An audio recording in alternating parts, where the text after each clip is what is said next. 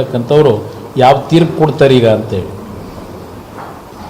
ಇದು ನನ್ನ ಒಂದು ಪ್ರಶ್ನೆ. ಆದರೆ ರೈತರು ಹಣಕ್ಕೋಸ್ಕರವಾಗಿ ಆ ಭೂಮಿ ಕೊಡಬೇಕು ಅಂತಕ್ಕಂಥದ್ದು ಇಲ್ಲ. ಅಲ್ಲಿ ಈಗಾಗಲೇ ಆ ಭಾಗದ ರೈತರು ದೊಡ್ಡ ಮಟ್ಟದಲ್ಲಿ ಪ್ರತಿಭಟನೆ 535 ದಿನ ಆಗೋಗಿದೆ. ಈಗ ಪ್ರತಿಭಟನೆ ಏನು ಮಾಡ್ತಾ ಇದ್ದಾರೆ, ಕೊಡಲ್ಲ ಭೂಮಿನ, ನಾವು 6 ಲಕ್ಷ ಲೀಟ್ರನ್ನ ಇವತ್ತು ಉತ್ಪಾದನೆ ಮಾಡಿ ನಾಡಿನ ಜನತೆಗೆ ಕೊಡ್ತಾ ಇದ್ದೇವೆ, ಅದರಿಂದ ಬದುಕ್ತಾ ಇದ್ದೇವೆ. ಇದೇ ಸದನ ಸಮಿತಿ ಮಾಡಿದ್ರಲ್ಲ, ಸತ್ಯಶೋಧನಾ ಸಮಿತಿ, ಶಿವಕುಮಾರ್ ಅವರು ಆ ಸಮಿತಿ ಸದಸ್ಯರಿದ್ದರಲ್ಲ, ಅವತ್ತು ಅಲ್ಲಿ ಮಾಡಬಾರ್ದು ಅಂತ ತೀರ್ಪು ತಗೊಂಡ್ರಲ್ಲ ನಾನು ಮುಖ್ಯಮಂತ್ರಿ ಇದ್ದಾಗ. ಈಗ ಯಾಕಪ್ಪ ಇದಕ್ಕೆ ನಿಮಗೆ ಜ್ಞಾನೋದಯ ಆಗಿದೆ ಈಗ ಮಾಡಬೇಕು ಅಂತೇಳಿ?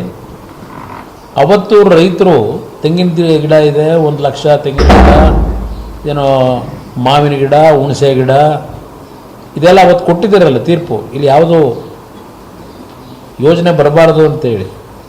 ಈಗ ಯಾತಕ್ಕಪ್ಪ ಜ್ಞಾನೋದಯ ಆಯಿತು ನಿಮಗೆ ಯೋಜನೆ ಬೇಕು ಅಂತೇಳಿ? ಇದಕ್ಕೆ ಏನು ರೇಟ್ ಫಿಕ್ಸ್ ಮಾಡ್ತೀರಿ? ಈಗ ನೀವು ಮಾಡೋದೇ ಆದರೆ ಮಾಡೇ ಮಾಡ್ತೀನಿ ಅಂತ ಹೇಳ್ತೀರಲ್ಲ. ಇವತ್ತಲ್ಲಿಗೆ ಎಷ್ಟು ಕೋಟಿ ಮಾಡಬೇಕಾಗತ್ತೆ ಒಂದೊಂದು ಎಕರೆಗೆ ರೇಟ್ನ? ನಿಮ್ಮ 2 ಕೋಟಿ ಅವತ್ತು 25 ಲಕ್ಷ ಮಾಡಿದ್ರು 20 ವರ್ಷದಿಂದ. ನಾನೀಗ ಅದನ್ನು 2 ಕೋಟಿಗೆ ಕೊಡಬೇಕು ಅಂತ ತೀರ್ಮಾನ ಮಾಡಿದ್ದೇನೆ. ಇವತ್ತು ಆ ಭಾಗದಲ್ಲಿ ಆ ಲ್ಯಾಂಡ್ ವ್ಯಾಲ್ಯೂ ಏನಿದೆ ಅನ್ನೋದು ಇವ್ರಿಗೇನು ಗೊತ್ತಿಲ್ವೇ? ಯಾವ ಕಾರಣಕ್ಕೆ ಇಷ್ಟು ಹಠ ಮಾಡಿಬಿಟ್ಟಿದ್ದೀನಿ ಬಿಡದಿ ಪ್ರಾಜೆಕ್ಟ್ ಮಾಡಬೇಕು ಅಂತೇಳಿ? ಯಾರನ್ನ ಇವತ್ತು ಅದರಲ್ಲಿ ದುಡ್ಡು ಮಾಡ್ತಕ್ಕಂಥದ್ದಕ್ಕೆ ಇವತ್ತು ಸಪೋರ್ಟ್ ಕೊಡ್ಲಿಕ್ಕೆ ಹೊರಟಿದ್ದೀರಿ, ಇಲ್ಲ ನೀವೇ ಮಾಡಲಿಕ್ಕೆ ಹೊರಟಿದ್ದೀರೋ? ಮುಂದೆ ಭಾಳ ವಿಷಯಗಳಿದೆ. ನಾನು ಯಾವುದೇ ಅಸೂಯೆಗೆ ಈರ್ಷೆಯಿಂದ ನಾನು ಟೀಕೆ ಮಾಡಲ್ಲ.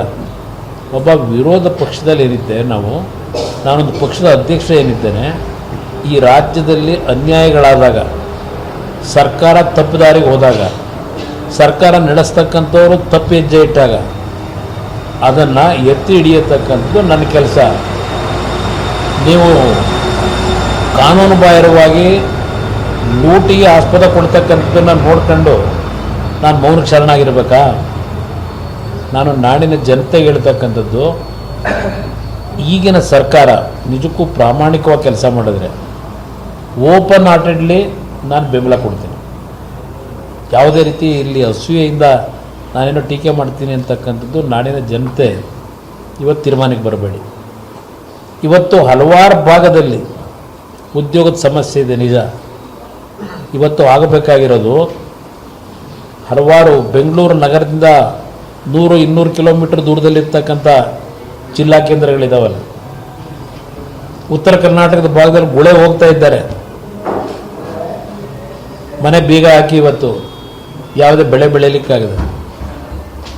ಉದ್ಯೋಗ ಸೃಷ್ಟಿ ಮಾಡಬೇಕು ಅಂತ ಇದ್ದರೆ ನೀವು ಮಾಡಬೇಕಾಗಿರೋದು ಕಲಬುರಗಿ ಭಾಗದಲ್ಲೋ, ರಾಯಚೂರು ಭಾಗದಲ್ಲೋ, ಬಳ್ಳಾರಿ ಭಾಗದಲ್ಲೋ, ಹಾಸನ ಭಾಗದಲ್ಲೋ, ಹೀಗೆ ಹೇಳೋದಾದ್ರೆ ಹಳೆ ಕರ್ನಾಟಕದಲ್ಲಿ ಹಲವಾರು ಕಡೆ ಇವತ್ತು ಮಾಡಲಿಕ್ಕೆ ಅವಕಾಶ ಇದೆ. ಅಲ್ಲಿ ಬರಡು ಭೂಮಿಗಳು ಕೆಲವು ಕಡೆ ಇದೆ. ನಾನು ರೈತರು ಒಳ್ಳೆಯ ಫಲವತ್ತಾದ ಭೂಮಿ ಇಟ್ಕೊಂಡು ಆ ಭೂಮಿನಲ್ಲಿ ಬೆಳೆ ಬೆಳೆದು ನೆಮ್ಮದಿಯಿಂದ ಕುಟುಂಬಗಳು ಬದುಕ್ತಾ ಇರತಕ್ಕಂಥ ಜಾಗದಲ್ಲಿ ಮಾಡಬೇಕು ಅನ್ನೋದು ಹೇಳಲ್ಲ. ಎಲ್ಲಿ ಮಳೆ ಆಧಾರದ ಮೇಲೆ ಅವರಿಗೆ ಯಾವುದೇ ರೀತಿ ಆರ್ಥಿಕ ಶಕ್ತಿಯನ್ನು ಬೆಳೆಸ್ಕೊಳ್ಳೋಕ್ಕಾಗದೇ ಇರತಕ್ಕಂಥ ಬರಡು ಭೂಮಿಗಳಿರ್ಬೋದು, ಇಲ್ಲ ಸರ್ಕಾರದ ಭೂಮಿಗಳಿರ್ಬೋದು, ಅಂಥ ಭಾಗದಲ್ಲಿ ಇವತ್ತು ರಾಜ್ಯದ ಹಲವಾರು ಪ್ರದೇಶದಲ್ಲಿ 2 ಟೈರ್ ಸಿಟಿ, 3 ಟೈರ್ ಸಿಟಿ ಅಂತ ಏನು ಹೇಳ್ತೀವಿ, ಆ ಭಾಗದಲ್ಲಿ ಇವತ್ತು ನಿಮ್ಮ ಈ ಯೋಜನೆಗಳನ್ನು ತನ್ನಿ. ರೈತರು ಬೆಂಬಲ ಕೊಡ್ತಾರೆ, ನಾಡಿನ ಜನತೆಯೂ ಬೆಂಬಲ ಕೊಡ್ತಾರೆ. ಬೆಂಗಳೂರು ಸುತ್ತಮುತ್ತವೇ ಇನ್ನೂ ಎಷ್ಟು ದಿನ